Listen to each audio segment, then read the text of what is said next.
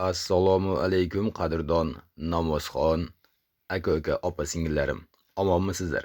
Sizlarni Oyna jahon orqali ko'rib turganimdan bag'oyatda xursandman, shodman. Azizlar, sizlar 11-martga namoz vaqtlari bilan tanishmoqdasiz. Iltimos, kanalimizga yangi bo'lsalaringiz videolarimizni oxirigacha ko'rib, bittadan like bosib, o'z yaqinlaringizga yuborishda bardavom bo'ling. Bu bizning barcha harakatlarimiz albatta siz azizlar uchun.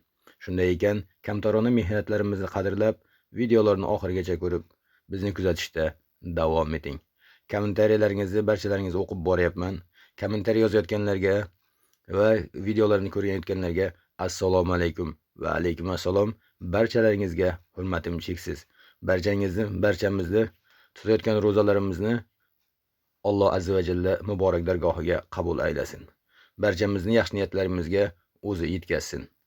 Xonadonlarimizda yaxshi kunlar, xursandchiliklar bo'lsin. Yurtimizga tinchlik, xotirjamlik, ofiyat bo'lsin. Sog' bo'lingizlar, salomat bo'lingizlar. Xayrlashmaymiz. Keyingi efirgacha deymiz.